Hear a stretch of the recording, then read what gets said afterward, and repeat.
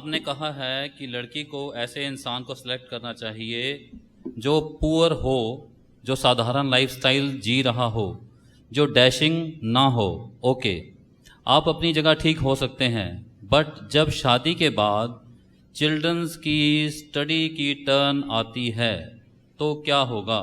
एक पुअर इंसान जो मंथली 10,000 की सैलरी लेता है, पुअर इंसान 10,000 की सैलरी लेता है, वो अपने वो अपने बच्चों की अच्छी एजुकेशन कैसे दिला सकता है? अगर आपने चाइल्ड को अच्छी एजुकेशन देनी है तो लड़का तो लाखों रुपीस लगते हैं, वो कैसे मैनेज करेगा?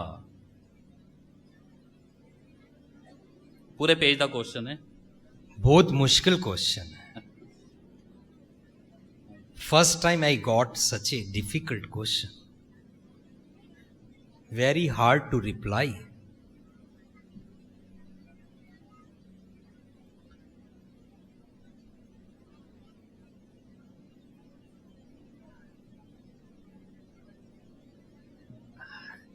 तुसी कदी सुनिया कि एक इंसान किसी दी चोरी करदा है या मर्डर करदा है, उसनूं सज़ा दित्ती जाती है? सही है, सुनो, ਉਹਨੂੰ जेल विच पा दिता जाता है, राइट? ਉਹਨੂੰ सज़ा दित्ती है ना। जेल दियां सलाखां जड़ियां ने ना लोहे दियां होंदियां ने, राइट? जे जेल दियां सलाखां सोने दियां होण फिर सज़ा नहीं है? सही है, सुनो, जेल दियां सलाखां बिहाइंड बार्स जिन्हों कहते हैं, जे वो बार्स 24 कैरेट गोल्ड दियां होण, भावें 24 कैरेट नूं कास्ट नहीं किया जा सकता, पर सम हाउ प्योर गोल्ड दियां होण, ताकि वो जेल नहीं होएगी? होएगी ना। इंज मेरी बच्चियों, मेरी भैनों, सोने दे पिंजरे विच रहना पसंद है? बस जिन्हां ने लाखां रुपए वाले नाल विआह करा लिया ना, वो सोने दा पिंजरा हंडा रही ने इस वेले, बगैर कसूर कीतियां। क्रिमिनल ने ते क्राइम भी कीता सी,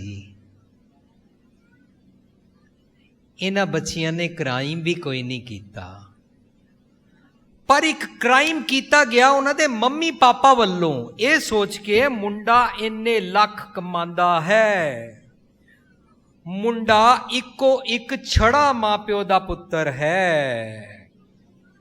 मुंडे दे सिर ते जिम्मेवारी कोई नहीं है, ਧੀਆਂ ਭੈਣਾਂ सब ਵਿਆਹੀਆਂ ਹੋਈਆਂ, इतनी प्रॉपर्टी है, इतने लखां कमांदा है, मां प्यो दा इको एक पुत्र, विआह कर दियो, कर दिता।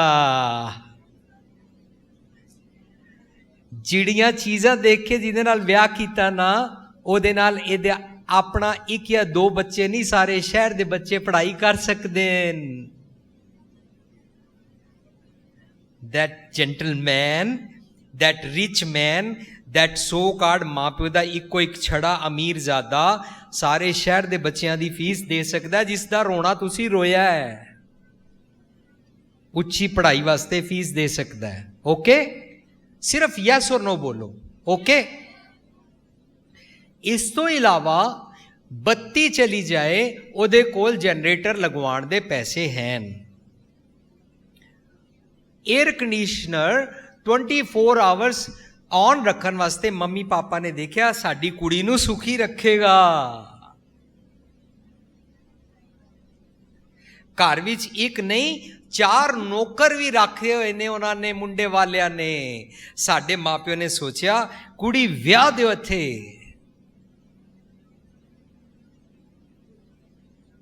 कुड़ी ने सोचा मेरे को लंबी नाक वाला चाहिए और हाइट उसकी अच्छी हो लाइक ऋतिक रोशन, और डांस वो ऐसे ही करता हो जैसे ऋतिक रोशन या माइकल जैक्सन के सारे अंग हिलते हैं।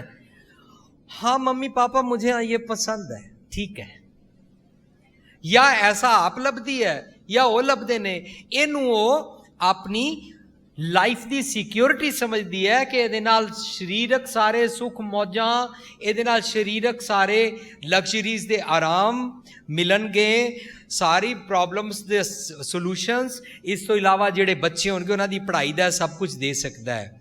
ਪਰ ਉਹ ਕਹਿੰਦਾ ਮੇਰੇ ਕੋਲ ਟਾਈਮ नहीं है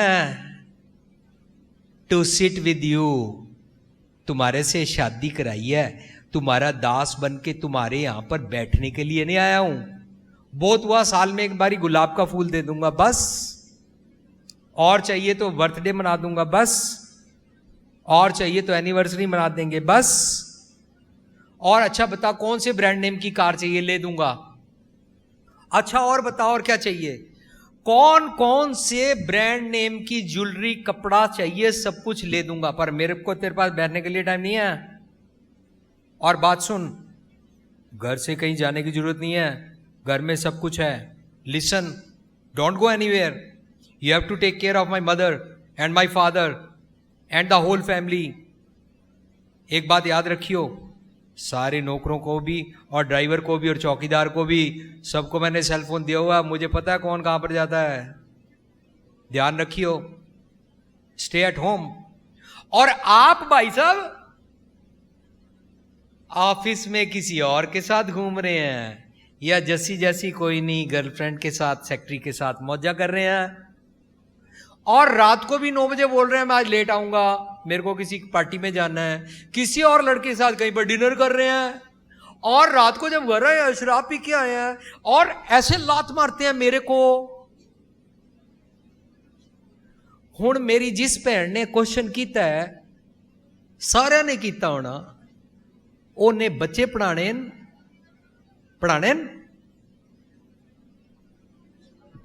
पढ़ाएगी तां जे ओनू लत नहीं पेगी, पढ़ाएगी तां जे ओनू घर सुख दे अगेंस्ट लत कोई नहीं मारेगा। ओदा दिमाग अपना टिकाने होएगा तां उस सस जी दी सेवा कर सकेगी। अपना वो दिमाग सुकून चैनी च होएगा। जिस पति पीछे वो घर बार छोड़ के आई है, अल्टीमेटली वो पता की कहती है, मुझे सोने के पिंजरे में ला के रख दिया है, तुम्हारे से अच्छे तो वो झुग्गी वाले हैं जो कम से कम अपनी बीवी के साथ शाम को बैठ के झुग्गी के बाहर अपना पंखा ऐसे ऐसे कागज से कर करके रल के दोनों आराम से गाना गाते हैं, मेहनत करते हैं, अपने बच्चों के साथ बैठते हैं। डू यू थिंक सारी बीमारी सारी पुआड़े की जड़ सिर्फ यही है कि बच्चों की पढ़ाई के पैसे नहीं हैं? सिर्फ यही हुआ कि जो तुहानू 10,000 के बदले लाख रुपए वाला होएगा, यही सिक्योरिटी है। जिसने लिखिया है उन्होंने भुल गया कि जेड़े जमाने विच असी पढ़ते सा उस जमाने विच 10,000 बहुत वड्डी चीज़ होंदी सी। मैं जदों इंजीनियरिंग की उस जमाने अंदर 4 फिगर सैलरी नू बड़ा वड्डा समझा जाता सी। मेरी पहली तनख्वाह 1800 रुपये लगी सी इंडिया विच। 1800 रुपये बड़ी 4 फिगर सैलरी, लोग 1100 नू समझते सी। मेरी फर्स्ट टाइम 4 फिगर सैलरी मिली है। आज 1800 नू कोई कुछ समझता ही नहीं है, आज 10,000 नू कोई कुछ समझता ही नहीं है। ए ते इकॉनमी दी वैल्यू इंज लगता ऊपर चढ़ रही है, पर ये हमेशा इंज ही रहती है। धरती और आसमान कभी नहीं मिलते हैं। 10,000 कहने वाली भी बच्ची आज से 20 साल बाद यहीं पर क्वेश्चन करेगी। यहां पर भूपिंदर सिंह के बदले कोई और खड़ा होगा और वो बोलेगी कि अगर उसका पति सिर्फ 1 लाख रुपए कमाता हो तो उसके बदले 10 लाख वाला चाहिए, क्योंकि 20 साल के बाद 10,000 की वैल्यू 1 लाख के बराबर रह जाएगी। 1 लाख की वैल्यू 10,000 नहीं 0 के बराबर रह जाएगी। फिर की करोगे? पर जे लिविंग ट्रेजर कामयाब रहा और स्कूल फ्री हो गए, फिर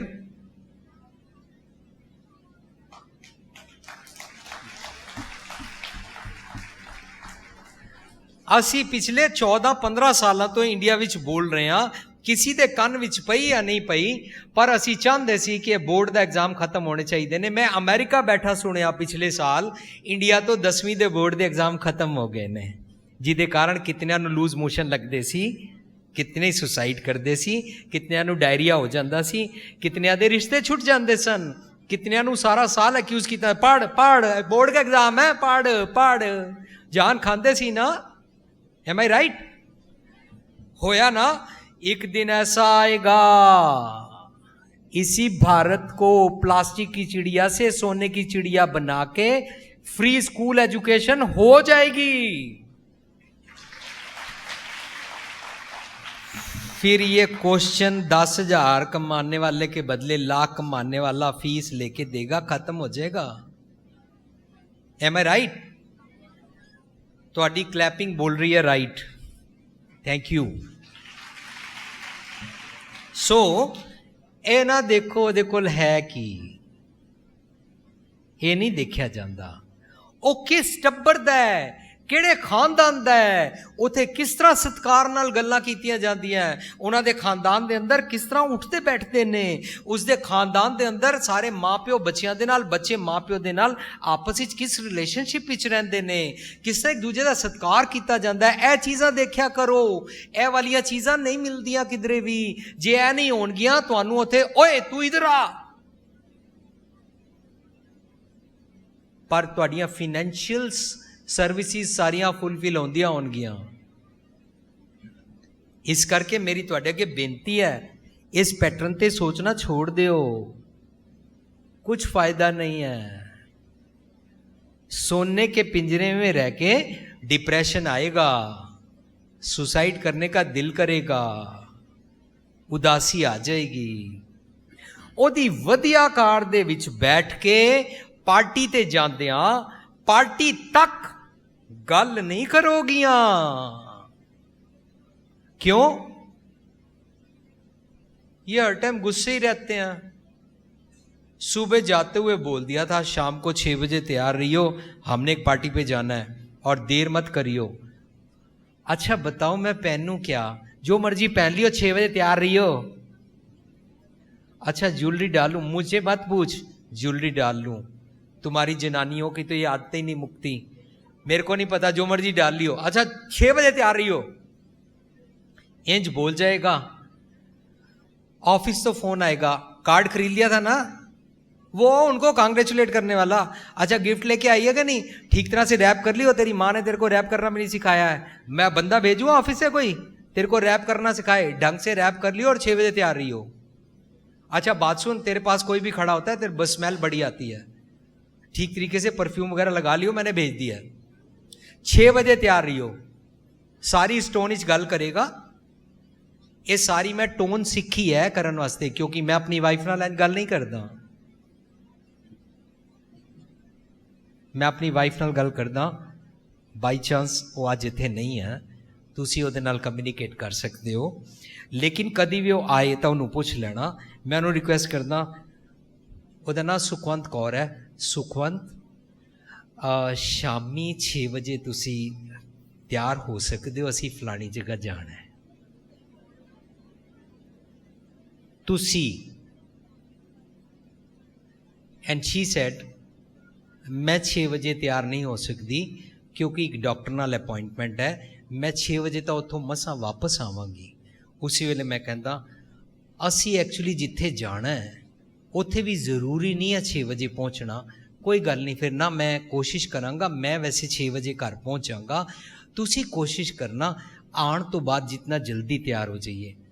नहीं एक्चुअली जिथे जा रहे हैं ना उत्थे ना नॉन वैज खान नूं ज़्यादा मिलता, वैज कुछ होंदा नहीं, तो मैं वैजीटेरियन हैगी हाँ, तो मैं सोचा मैं घरों ही खा के जावांगी। अच्छा फिर सुखवंत इंज करदे हां, तुसी ना कोई वैजीटेरियन डिश बना लेना, तुहाडे नाल मैं भी घरों खा के चलांगा, तो उत्थे तो एवं दिखाण वास्ते प्लेट ही फड़ लवांगे।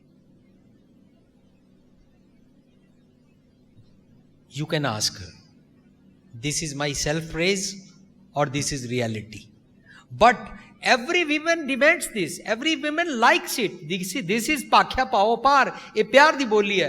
पर वो गुस्से दे नाल रोब दे नाल सब कुछ कहता है, और शामी जदों 6 बजे आंदा है तां तक उसदे 10 फोन जिन्हां विच उसने गुस्सा ही कीता है, कर्ज फील कराया है और पंक्चुअलिटी दा रोब चाढ़िया है।